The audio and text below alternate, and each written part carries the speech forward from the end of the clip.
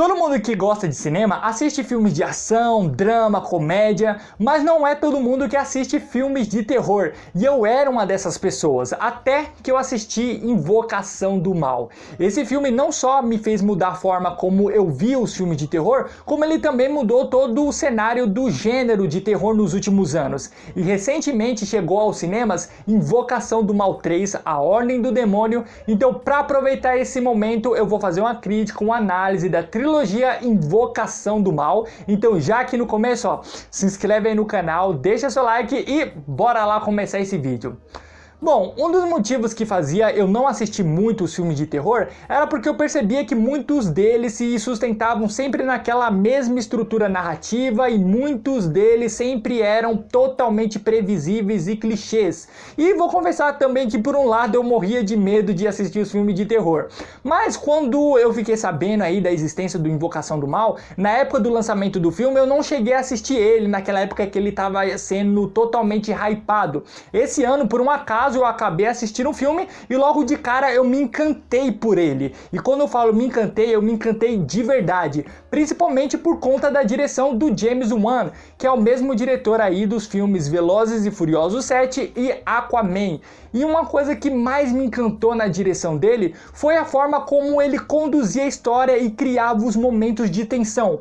Porque querendo ou não, o primeiro filme do Invocação do Mal, ele tem uma história genérica, digamos assim. Então é uma família que se muda para uma casa nova e essa casa nova é mal assombrada. E o James Wan, ele pega essa mesma história que é aplicada em dezenas de filmes até hoje, só que ele aplica de uma forma extremamente bem eficiente, porque ele sabe construir os momentos de tensão. Você percebe que o filme do Invocação do Mal, por mais que você morra de medo de filmes de terror, você assistindo ele, você percebe que ele é tecnicamente muito bom. Você observa como o James Wan, ele passeia com a câmera por todo o cenário da casa, te ambientando ali naquele clima de terror, mostrando ali o ambiente, o cenário, o figurino. E você observa que tanto o cenário quanto o figurino do filme, eles ajudam na construção daquele ambiente mais tenso. Você percebe que as cores do figurino e do cenário é majoritariamente composta por cores neutras e o marrom,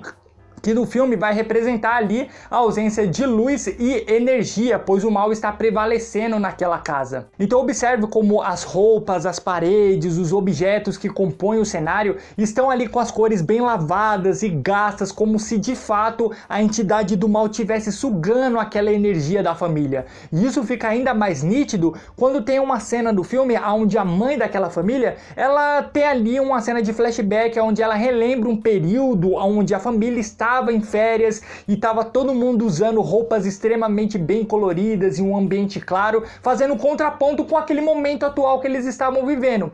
Juntamente com isso, tem a iluminação do filme que é muito bem aproveitada pelo James Wan, direcionando o seu olhar para locais específicos onde pode ou não aparecer alguma criatura. E você fica ainda mais tenso porque o filme ele não é nem um pouco previsível. Então, naqueles locais onde a iluminação direciona o seu olhar, pode ou não aparecer alguma criatura. E isso que é mais legal no filme. O filme, ele não sustenta o seu medo no susto. Então você tá assistindo um filme, não necessariamente você tá com medo de levar um susto, mas o James Wan, ele cria ali todo o momento de tensão, com cenas extremamente longas e criativas. E como o filme do primeiro Invocação do Mal foi feito com um orçamento muito baixo, o James Wan, ele teve que quebrar ali a cabeça dele para saber construir os momentos de terror, e a partir daí ele construiu cenas aterrorizantes. E cara, a atuação principalmente ali das crianças nesse primeiro filme é excelente. As crianças, elas entregam muito bem.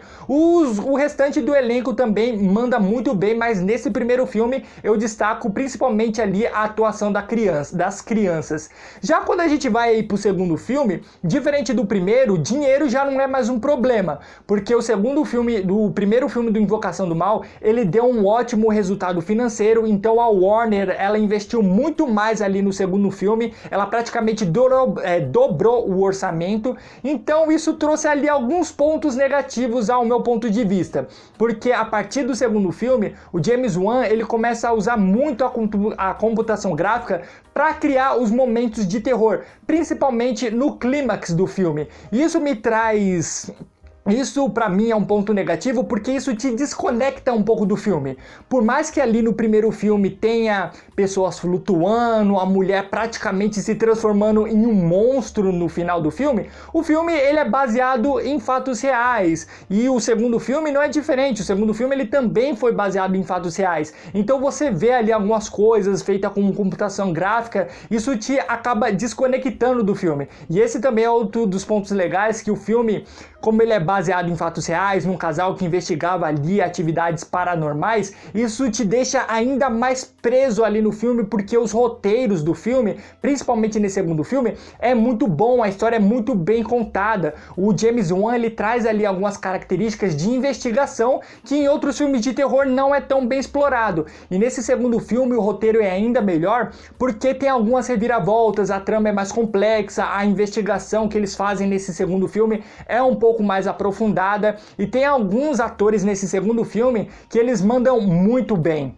Vale, por exemplo, destacar a atuação da Madison Wolfe. Cara, essa menina, ela dá um show, ela se entrega pra personagem, tanto fisicamente ali nas cenas de possessão, como dramaticamente nas cenas onde o roteiro exige ali uma atuação dela mais dramática. E esse que é um ponto interessante no segundo filme, que o James Wan ele começa a explorar um pouco mais do lado dramático dos personagens, colocando ali um roteiro mais intimista e cotidiano que te conecta junto com eles. É tanto que essa família do segundo filme, ela é muito mais bem estabelecida em comparação com a família do primeiro filme. Já nesse segundo filme, ele também já começa a ficar um pouco mais fantasioso, porque ali os antagonistas desse filme, eles são muito mais aquelas criaturas que lembram muito aqueles monstros das lendas urbanas. Então você tem a freira, você tem o homem torto, que diferente da ameaça que tem no primeiro filme você nem lembra direito quem ou o que é a ameaça. Nesse segundo filme não, a ameaça ela tem rosto e nome muito marcante. E é legal que você percebe que a estética nesse segundo filme ela muda bastante em relação ao primeiro filme.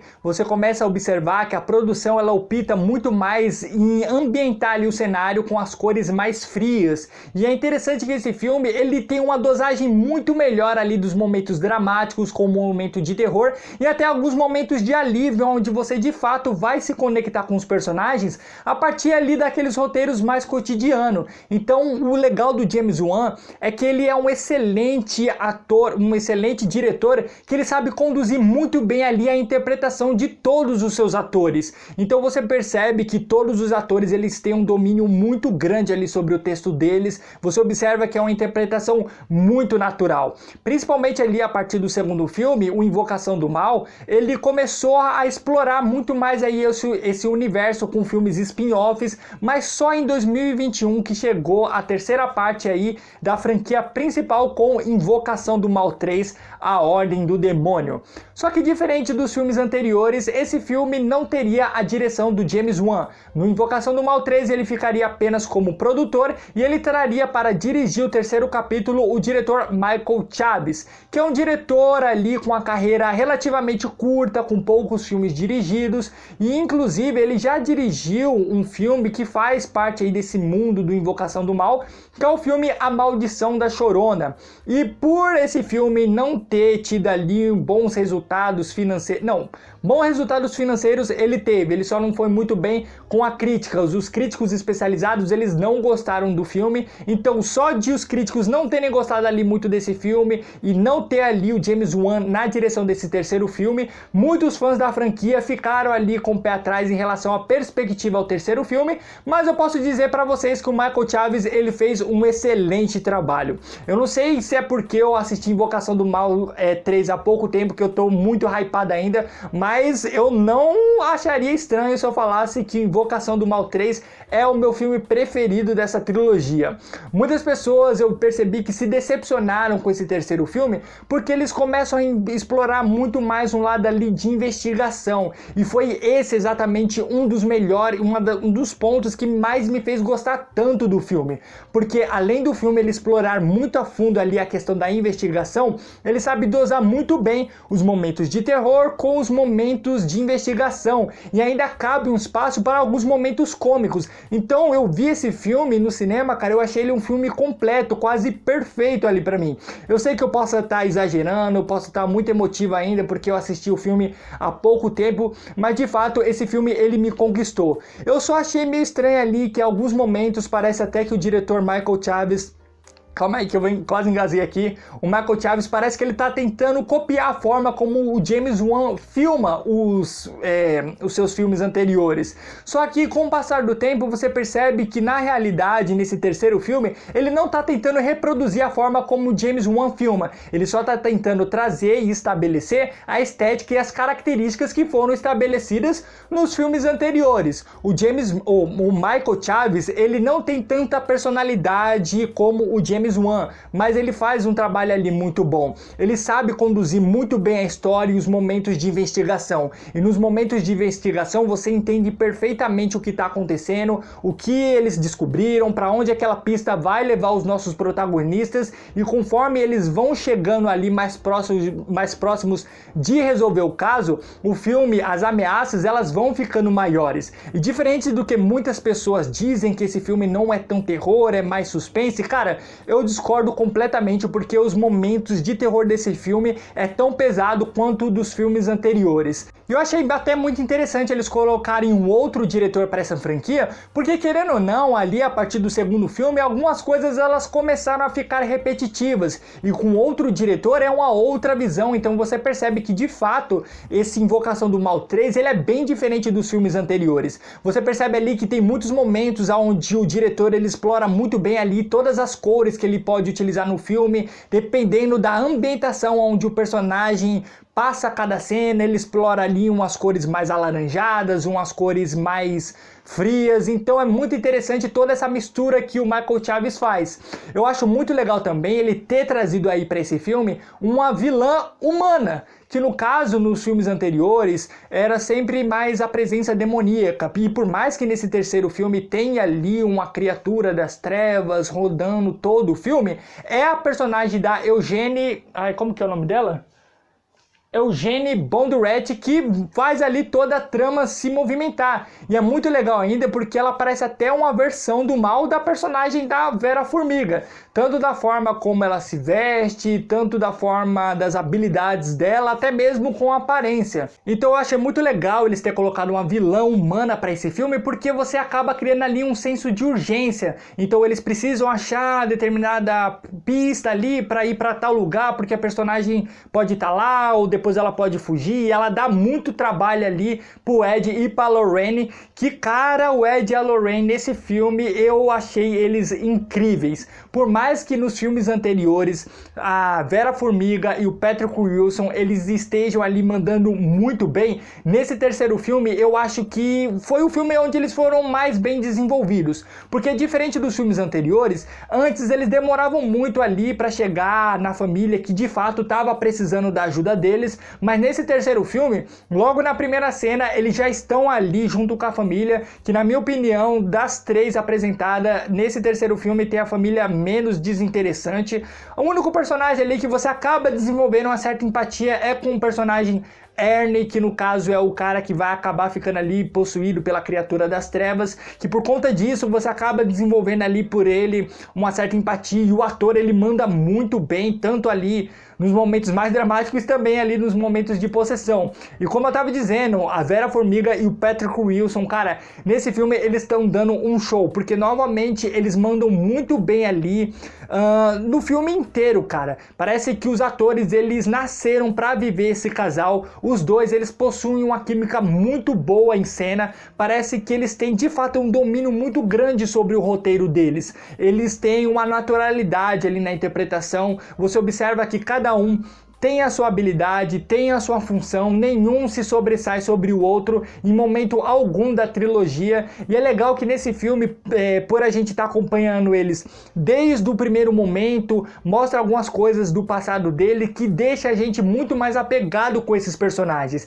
É tanto que no final do filme, cara, eu quase chorei com a cena que nem é tanta coisa assim, mas eu quase chorei de tão apegado emocionalmente que eu tava com esses personagens. Invocação do Mal 3 provavelmente não vai ser o último filme dessa franquia. Então com certeza daqui a alguns anos a gente vai ver esse casal incrível novamente do cinema e eu estarei aqui para comentar com vocês sobre o próximo filme. Então eu queria que agora vocês escrevessem aí nos comentários o que vocês acharam sobre esse vídeo, deixa o like aí se vocês gostaram, se inscreve no canal porque assim você fica recebendo os próximos vídeos que a gente lançar. Siga o Diário do Cinema também nas nossas redes sociais, que os links das nossas redes sociais vão estar todos aqui embaixo na descrição do vídeo para vocês. Então é isso, até a próxima semana com mais um vídeo do Diário do Cinema.